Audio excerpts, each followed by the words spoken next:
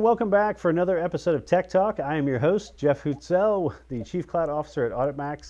As you guys know, Tech Talk is a show we talk to IT leaders and subject matter experts in the field of technology. We'll chat about current events, the companies that they work for, and some of the amazing things that they're doing. We've always got great guests on the show. Today is no different. Today we are really excited to have Jeremy Harper. Jeremy is from the Regenstrief Institute. And is the Chief Research Information Officer. He's joining us from Indianapolis, Indiana today. So Jeremy, thanks for being on the show. Thanks so much for having me. So Jeremy, talk a little about it. You guys are obviously a research institute. You guys really specialize in healthcare informatics. So for people that aren't familiar with that term and kind of what that means, talk about some of the things you guys work on and kind of the mission of the institute. Well, healthcare informatics, biomedical informatics is my passion. So we focus on taking things from the bench to the bedside, or in Regenstrief Institute's case, we actually take it a few steps farther and go into the public health domain. Regenstrief Institute is a partner with Indiana University. We have approximately 50 faculty members who are doing research, and we provide the support team around that research that's being done. We have our Aging Research Center, which focuses on your experience as you age. So we do a lot of research on what's going on as you make health decisions, the support roles of family members when you age. We have our health services research focusing on how we provide health services to you as a community, and biomedical informatics. So that's the area where we do a lot of work with data integration, our health information exchange, the Indiana Network for Patient Care called IMPCR, working and partnering with hospitals to implement machine learning, artificial intelligence solutions at the bedside, changing how patient care is actually done. And yeah, it's amazing. We've been doing a lot with COVID-19 over the past 3-4 months. So. Yeah, talk about that a little bit. I mean, if there's ever been a time that we've really needed the ability to really harness data and use that for the well-being really of all of our citizens and folks in nursing homes and things like that, it's really now. Talk about some of the things you guys have been doing on that, how you've been helping with kind of the fight against coronavirus and helping inform people and really, translating that into the kind of real world action right now. So I think we have a lot of different levels of what we're trying to accomplish. There's been the acute that we've been releasing dashboards of the Health Information Exchange, telling people exactly how many people are in hospitals, exactly what conditions, comortalities they're experiencing. And if you go to regenstrief.org/coronavirus, I think it's on our main page. You can see a dashboard that completely displays everything that we know from the Health Information Exchange for the state of Indiana. We've also been partnering with the state government and coordinating with them because they've also released a state government-based dashboard that's been valuable. And that's part of the acute problem. We've formulated an entire task force surrounding how we tackle for the state of Indiana with local and state and academic and nonprofit partners all coming together, as well as for-profit partners, to try and address this in a very systematic and powerful way for the state of Indiana. Pardon me. Yeah, I got to imagine, Jeremy. I mean, one of the biggest challenges with this is just you're pulling in data from so many different resources and agencies and healthcare facilities and things like that. Harnessing all that data, getting it into one spot and really doing something with it has got to be a challenge. When it comes to technology, what kind of things are you guys doing to really use that data and analyze that data? What are you guys adopting to help kind of push that move? So in healthcare, we've got a number of different capabilities. We do a lot with HL7, although Smart on Fire has been taking over in terms of technology.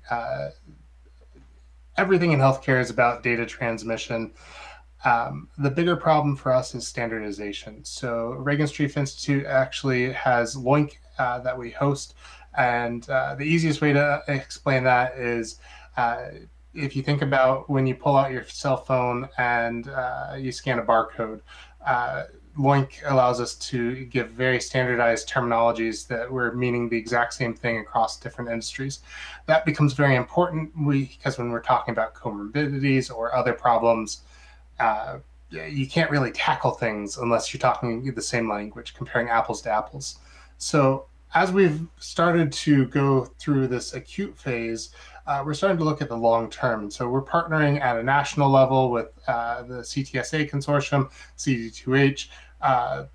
They're delivering a national data set that will be targeted at COVID-19 so that we can actually start answering all these questions that we have as, me personally, as well as you, have lots of questions about COVID-19, such as what does it actually mean to have antibodies in our system?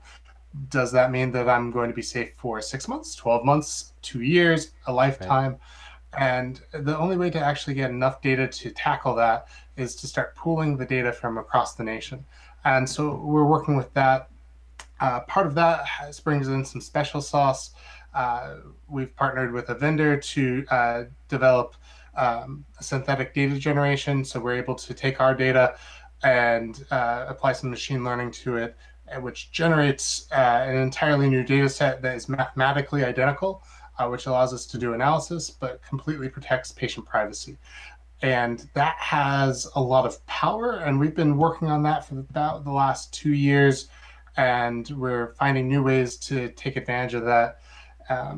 One of the challenges in healthcare is we deal with a lot of very private, very confidential information, and security is one of our primary focuses because we don't want to release the fact that Jeremy Harper has some disease that I don't want anyone else to know about, or is struggling with a different challenge. Yeah, I mean, it's a big task, right? So we talk about kind of making that shift from the traditional healthcare and how information's always been utilized and gathered and shared, to what you're talking about today is, really harnessing, the capabilities that are available there. And I know you're a big advocate of technology, and one of the things you're really passionate about is machine learning. I know it's big for you as well. Sure. Talk about how you guys are looking at machine learning as being something potentially beneficial to the company. So machine learning has a lot of capabilities, and lately I've been focusing a bit more on TensorFlow.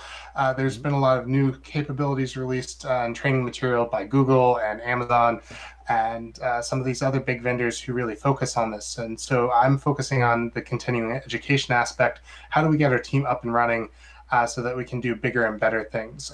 We've done years of natural language processing, which is big in healthcare because we have a lot of data that is not discreetly captured. It's just in a big block of note text. So if you think about your doctor's office visit, they write a big note saying, here's the problems that you're experiencing.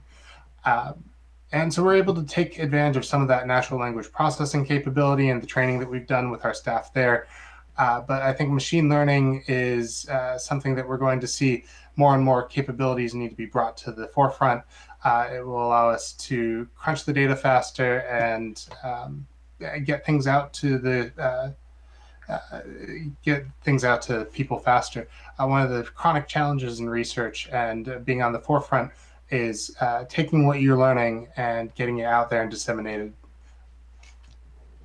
Yeah, that's great. I mean, we are so thankful for all the stuff you guys are working on and trying to do, especially when it relates immediately to the COVID-19 pandemic thing that's going on, and then obviously long term.